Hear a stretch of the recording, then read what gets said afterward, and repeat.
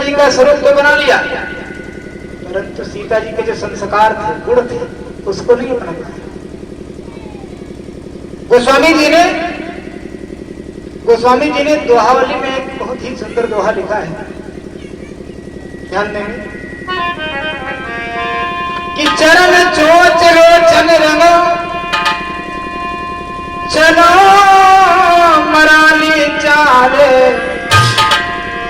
चरण चोच लोचन रंगो चलो मराली चाले, चीर नीर विवरण समय बकौ घर करते ही कहा।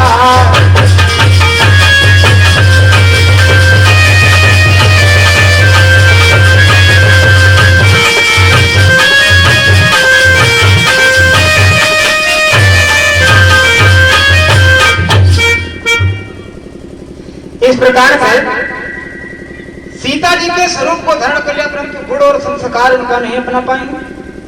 तो गोस्वामी जी ने दोहावली में बहुत ही सुंदर दोहा व्यक्त किया है कि चरण चोच लोचन रंगो चलो मराली चाल। जैसे एक बगुला हंस जैसा स्वरूप होता है, सफेद हंस नहीं होता है, सफेद बगुला नहीं होता है। गोस्वामी जी कहते हैं कि जैसे बगुला एक सोचे कि लो हम अपने चरणों को और अपने चोंच को और अपने लोचनों को अर्थात अपने नेत्रों को लाल कर ले, रंग ले और चलो मराली चाल, हंस जैसी चाल चले लो, तो क्या वो बगुला हो जाए? बगुला हंस बन सकता है? नहीं बन सकता। अन्योक्ति से अर्थ इसका निकलता है कि जैसे कोई दुष्ट आत्मा सज्जनता के स्वरूप को धारण कर ले, अपना आभा बना ले सज्जनता जैसा, और गुण उसके अंदर सज्जन के नाम, तो सज्जन थोड़ी ना है, वो रहेगा दुर्जन ही। क्योंकि दुर्जनता कब, जब दुर्जनता सज्जन व्यक्ति सज्जनता का परीक्षण करेगा तो उसकी दुर्जनता तुरंत खुल जाएगी। वैसे ही गोस्वामी जी कहते हैं कि वक्त जब बगुला अपना स्वरूप बना ले हंस का, परंतु हंस के अंदर विशेष गुण होता है कि दूध और पानी को एक में आप मिला दीजिए और उसमें इतनी सामर्थ्य होती कि दूध और पानी को अलग अलग कर देगा। गोस्वामी जी कहते हैं कि जैसे बगुला हंस का स्वरूप बना सकता है, परंतु जब उसका परीक्षण करने के लिए दूध पानी को मिक्स करके दिया जाएगा कि हाँ इसको अलग अलग करो, तभी उसका बगुला होना खुल जाएगा। तो वैसे ही माता सती ने सीता जी का स्वरूप बना लिया, परंतु सीता जी के अंदर जो गुण थे, संस्कार थे, उसको नहीं अपना पाया। सीता जी प्रभु के सदैव पीछे चलती थी, पत्नी का धर्म है कि पति के पीछे चले, और माता सती सीता का स्वरूप बनाया और प्रभु श्री राम की आज्ञा की चली। भगवान श्री राम ने देखा, पहचान लिया, परंतु लक्ष्मण देख उमा प्रभु वो चकित हो गए, भ्रमित हो गए कि अरे ये क्या देख रहा हूं, सीता जी तो लंका में है, हनुमान जी ने खबर दी और मैं सीता जी को देख रहा हूँ, भाभी को देख रहा हूँ, ये क्या है? आश्चर्य पड़ गए, भ्रमित हो गए। तब तक प्रभु श्री राम के पास मां सती पहुंच गई और प्रणाम करने वाली थी, परंतु भगवान शंकर की बात पर मां सती को विश्वास नहीं हुआ। और प्रभु श्री राम क्या कहते हैं, ध्यान देंगे हमारे पास, जब पहचाना वो तो ब्रह्म है, नर रूप में आए हैं तो क्या होगा। श्री राम ने जब देखा सती जी को तुरंत प्रणाम किया और क्या कहते हैं, अरे शिवे, हे मां भवानी, आप इस वन में अकेली क्यों भ्रमण करती हैं? कैसे प्रणाम करते हैं हमारे प्रभु श्री राम? श्रवण करें भक्त। कि सादर अभिवादन करता है यह दशरथ नंदन राम तुम्हें, सादर अभिवादन करता है यह दशरथ नंदन राम तुम्हें, हे जगत पूजनीय जननी है बारंबार प्रणाम तुम्हें।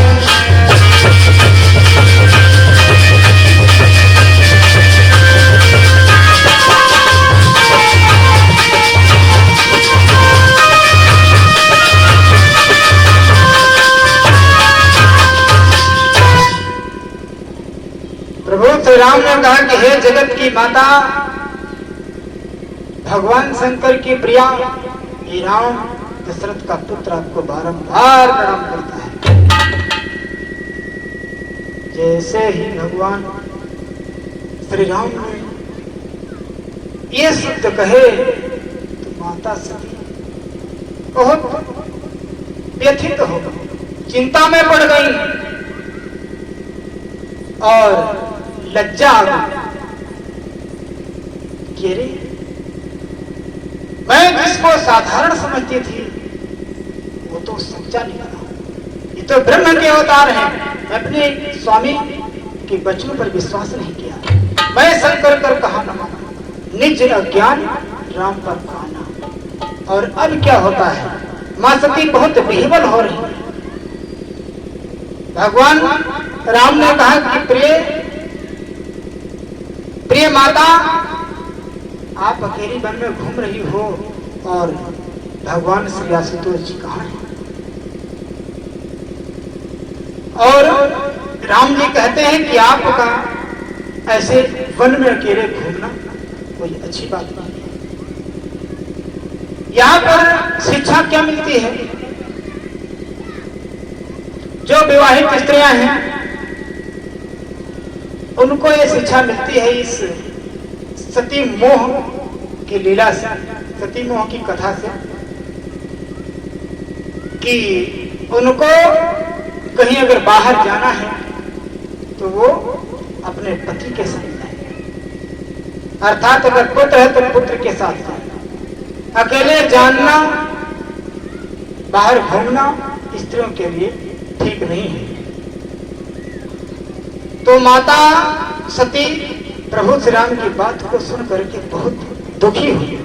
अब सोच रही है कि जितना जल्दी हो सके उतना जल्दी हम भगवान शंकर के पास पहुंच जाए। प्रभु श्री राम ने विचार किया कि इनका जो संशय था पूर्ण रूप से भी मिटा नहीं, पूरा पूरा खत्म करना है इनका ज्ञान मोह।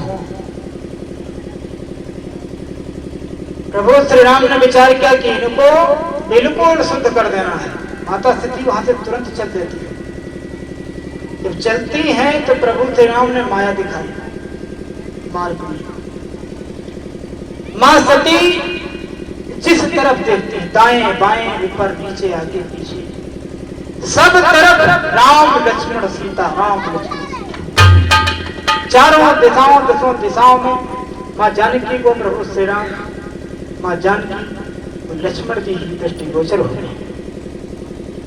फिर क्या हुआ, माता सती परेशान होती जा रही हैं। भगवान श्री राम ने और माया प्रेरित हुआ। अब क्या देख रहे हैं कि पूरे संसार में केवल राम ही दिखाई दे रहे हैं। राम के अंदर पूरा ब्रह्मांड समाया हुआ है, अनेकों ब्रह्मा विष्णु महेश। मां सती देख रही कि अनेकों ब्रह्मा विष्णु महेश, परंतु गोस्वामी जी कहते हैं राम रूप दूसर नहीं देखा। माता सती ने ब्रह्मा विष्णु को तो अनेकों रूप देखे, परंतु श्री राम जी का स्वरूप दूसरा नहीं दिखाई दिया, एक ही श्री राम दिखाई दिए। बोले श्याम रामचंद्र की, उमापति महादेव की, श्री अयोध्या धाम की, श्री हनुमान गढ़ी की, सर्व श्री आशुतोष जी महाराज की।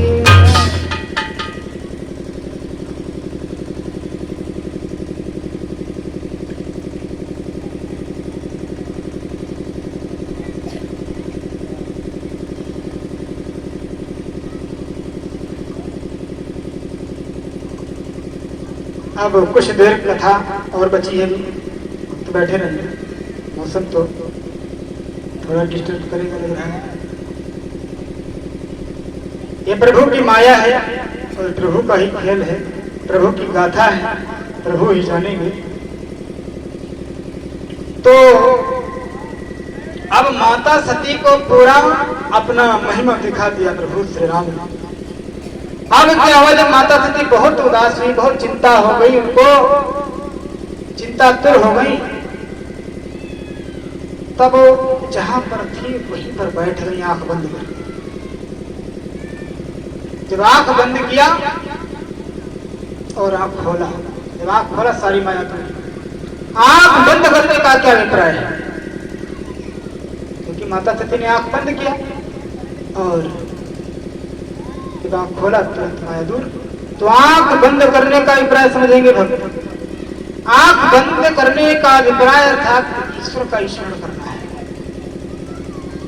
जिसमें प्राणी दुख में होता है तब उस समय उसका मन सच्चा होता है और उसमें अपने प्रभु से निवेदन करता है कि हे प्रभु, आप हमको इस संकट से बचा लो, हम आपका निरंतर स्मरण करेंगे। परंतु जब संकट दूर हो जाता है, प्रभु दूर करते हैं, तो प्राणी तुरंत भूल भी जाते हैं।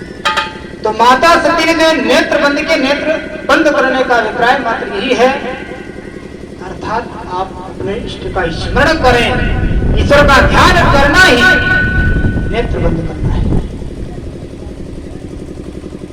तो जब माता सती ने नेत्र बंद किया, खोला, सारी माया दूर। अब तुरंत भगवान शंकर के पास पहुंच गई माता सती।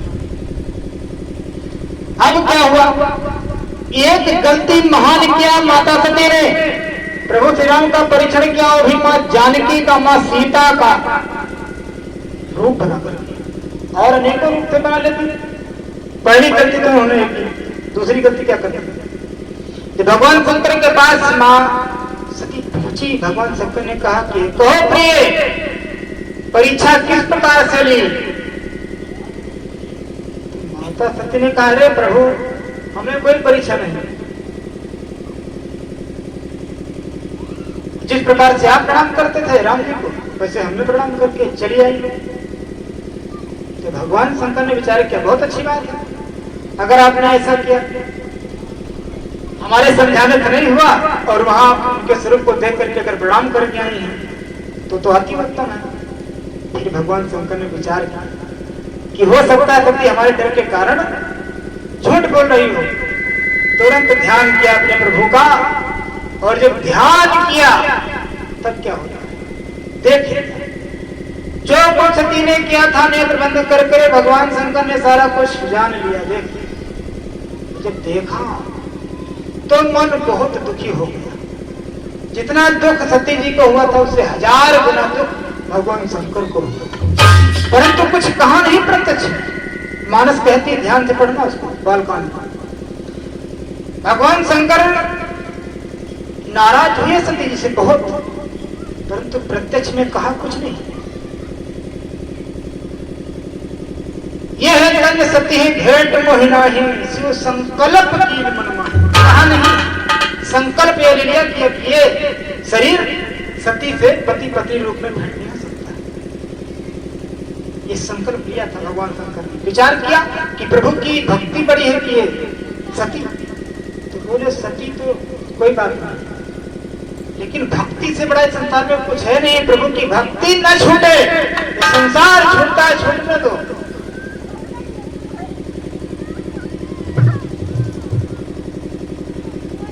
तो इस प्रकार से जो सच्चा भक्त होता है प्रभु का, उसके मन की लालसा यही रहती है कि हे प्रभु, आपके चरणों में मेरा अनुराग निरंतर बना रहे। बस यही धन है, यही दौलत है, यही माल खजाना है, यही हमारा परिवार है, यही संसार है। आपके चरणों से हमारी अरुचि न होकर रुचि बनी रहे। जो सच्चा भक्त है प्रभु का, वो यही कहता है कि हे प्रभु, ये सांसारिक वस्तु हमको मिले न मिले कोई बात नहीं, परंतु आपसे नाता हमारा बना रहे, हमारी यही कामना है। ध्यान दें कि भौतिक सुख देने वाले ये, भौतिक सुख देने वाले ये, धरणी धन धाम रहे।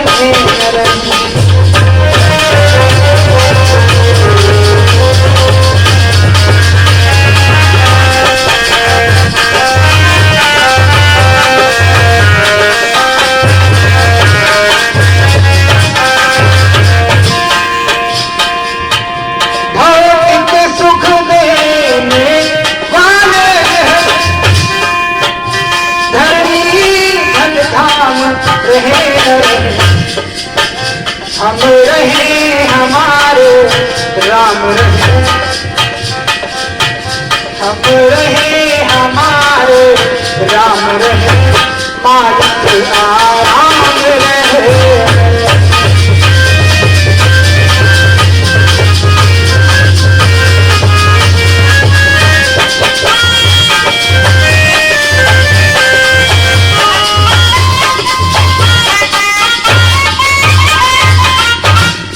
तो इस प्रकार से जब प्रभु का परम उपासक होता है कि प्रभु कहता है, निवेदन करता है कि ये सांसारिक भौतिक सुख देने वाले धरणी धन धाम कुछ भी रहे न रहे कोई बात नहीं, परंतु हमारा आपसे नाता जुड़ा रहे, यही सबसे बड़ा सुख है, यही सबसे बड़ा जीवन का लाभ है। तो इस प्रकार से भगवान शंकर ने मने मन संकल्प कर लिया ये तनब सती से भेंट नहीं हो सकता, पति पत्नी वाला भाव खत्म, ये संकल्प केवल मन माही। ऐसा संकल्प जब कर लिया, इतना महान संकल्प भगवान शंकर ने, तो देवताओं ने पुष्प बरसाए, आकाश वाणी हुई, कहा प्रभु आपको धन्य है, धन्य है, भक्ति को उजागर करने वाले आप धन्य हैं, आपकी जय हो, जय हो। की जब आवाज मां सती ने सुनी कि अरे आपकी जय जयकार देवता लोग करते हैं, आपने कौन सा ऐसा संकल्प किया है? तब भी भगवान शंकर ने प्रत्यक्ष में कुछ कहा नहीं, परंतु माता सती जान पता हो गया। उसी वक्त भगवान शंकर ने समाधि ले लिया।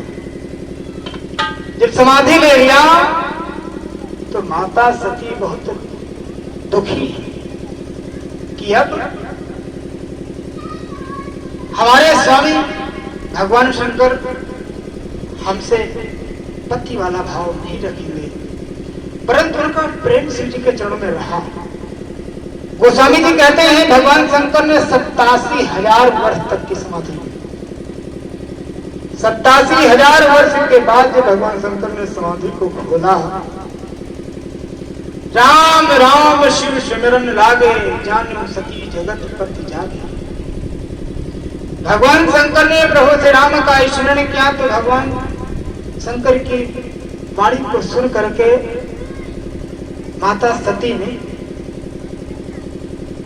पहचाना कि प्रभु हमारे समाधि से जगे। थोड़ा प्रश्न था, भगवान शंकर ने देखा कि अरे 87,000 वर्ष के बाद भी सती हमारे चरण में बैठी है। तो गोस्वामी जी कहते हैं उनको स्थान दे दिया भगवान शंकर ने, बाम भाग शिवासन दिया। तो अब क्या होता है, सती जी और भगवान शंकर प्रेम से कैलाश शिखर पर रह रहे हैं। तब तक क्या हुआ, शिव जी के ससुर अर्थात सती जी के पिता राजा दक्ष कनखल में यज्ञ कर रहे थे। उस समय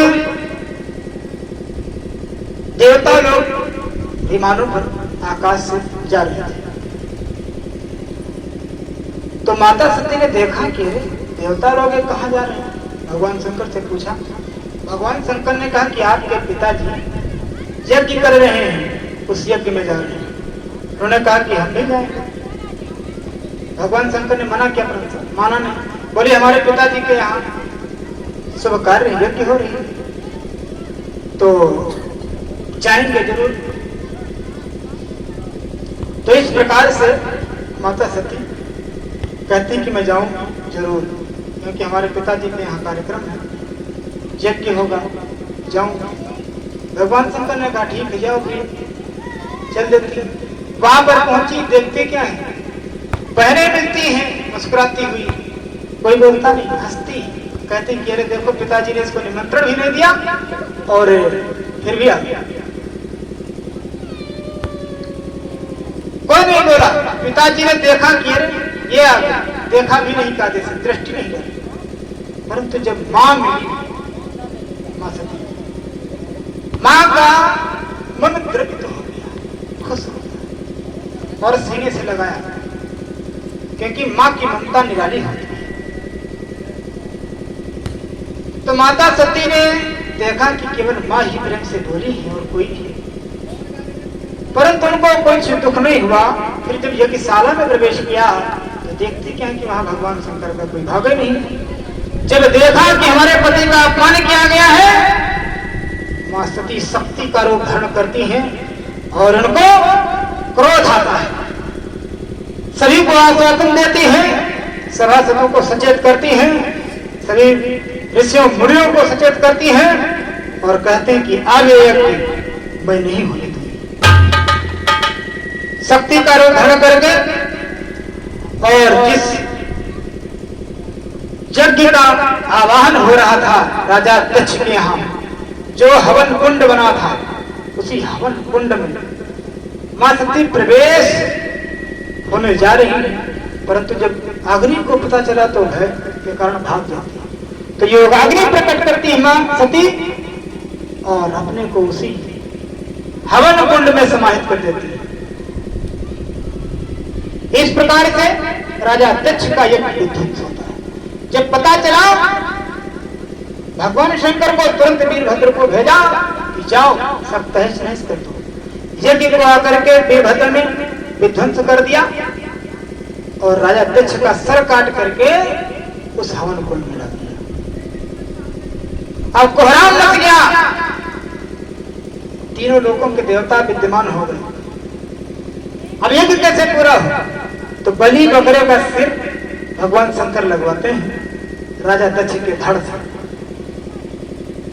और तब यज्ञ पूरा होता है। तभी से विद्वानों का मत है वही बलि बकरे का सिर जब राजा दक्ष के धड़ में लगा, तभी बकरा जो है आज भी बम बम का उच्चारण करता है। बोले श्याम रामचंद्र की।